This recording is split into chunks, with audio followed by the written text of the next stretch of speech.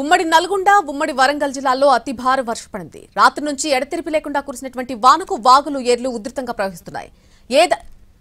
యాదాద్రి జిల్లా వలిగొండలో కూడా భీకర వర్షం పడింది. 18.5 సెంటీమీటర్ల వర్షపాతం నమోదైంది. ఆత్మకూరులో 13 సెంటీమీటర్లు రికార్డైంది.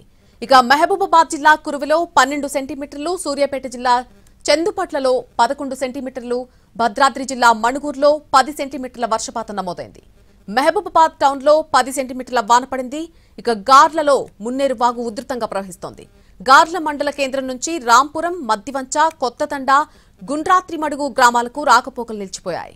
యాదాద్రి జిల్లా వలిగొండలో తెల్లవారుజాము నుంచి కూడా భారీ వర్షం పడుతోంది.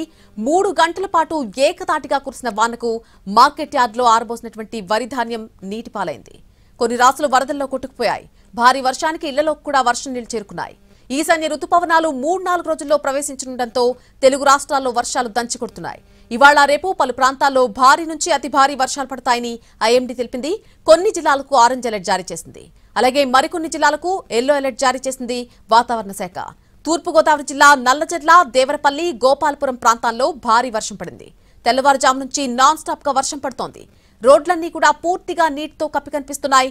వాహనాల రాకపోకలకు కూడా అంతరాయం కలుగుతోంది.